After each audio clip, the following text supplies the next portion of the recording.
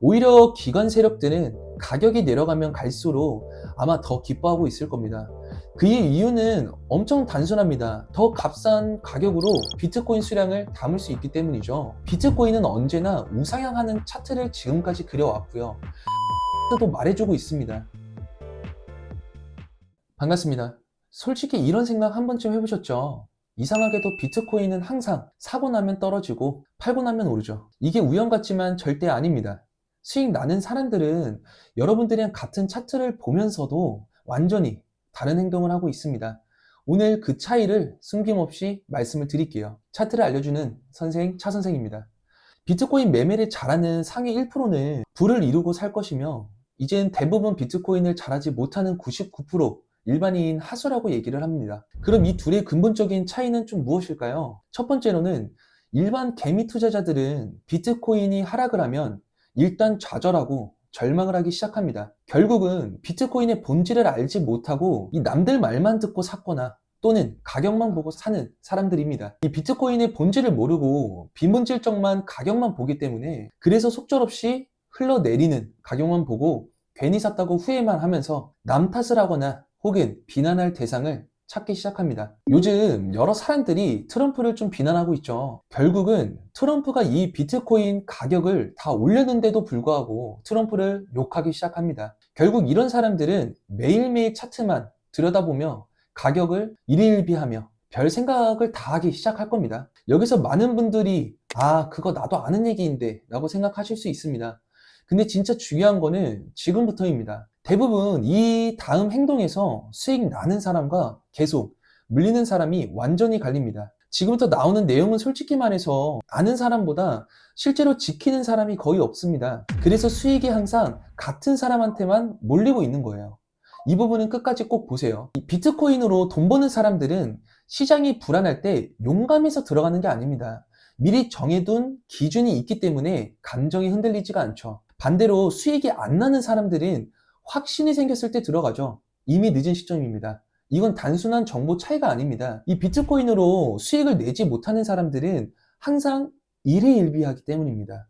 이 코인의 본질을 이해하지 못하면서 비본질적인 가격만 보기 시작합니다. 하루에 한 번씩 차트를 보면서 오늘은 이게 왜 떨어졌지?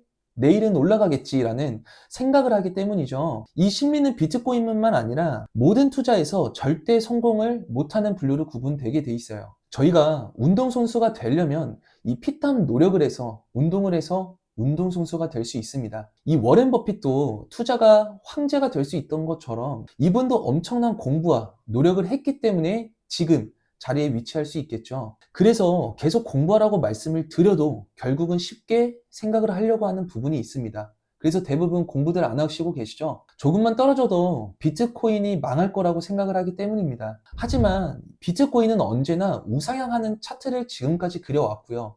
과거 차트도 말해주고 있습니다. 코인 공급은 전 세계에 100만 개밖에 안 남았습니다. 곧 공급 충격이 발생하고 이때 그럼 수요가 넘치면 가격이 어떻게 될 것인가 상상도 못한 채 하루하루 비트코인 가격만 보기 때문입니다. 이 차트가 상승을 하면서 20%에서 30% 빠지는 거는 당연한 탓입니다. 절대적으로 차트가 한순간에 30%, 50% 계속해서 이렇게 상승을 할 수는 없습니다. 차트의 기본이란 게 있습니다. 상승 후에 횡보가 이어지고 그 후 조정 뒤에 다시 상승이 나오는 차트 패턴은 이 비트코인뿐만 아니라 삼성전자, 낙스닥의 모든 차트가 말을 해주고 있는데도 모르는 사람들이 많습니다. 이 코인의 본질을 이해하기 위해 어떠한 공부도 해야겠다는 생각도 하지 못하고 있기 때문이죠. 그렇기 때문에 이 코인 조정장이 오면 추가 매수를 한다기보단 손절을 하고 나가기 때문에 부자가 되지 못하고 평범하게 살 수밖에 없습니다. 그럼 비트코인 고수들은 어떠한 좀 행동을 할까요? 이건 사실 뉴스에서 많은 힌트를 주곤 했습니다. 스트레이티지 혹은 기관들은 비트코인이 떨어지면 그때 팔고 나가는 것이 아니라 그때부터 추가 매수를 하고 있습니다. 너무 좋은 힌트들은 언론 기사에서 알려주고 있는데 지금 당장만 사람들은 이걸 이해할 수 없을 겁니다. 오히려 기관 세력들은 가격이 내려가면 갈수록 아마 더 기뻐하고 있을 겁니다.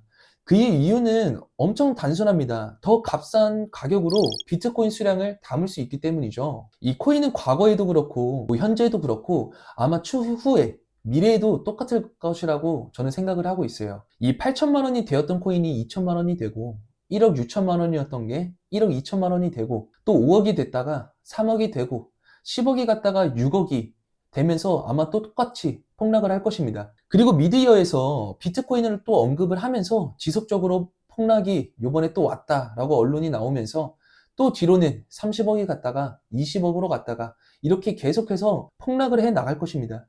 그래서 코인이 가격이 떨어질 때마다 이 코인을 가진 사람과 이 코인이 없는 사람의 격차는 아마 더욱더 벌어질 것이며 가격이 떨어질 때마다 이 개미들은 떨어질 수밖에 없습니다.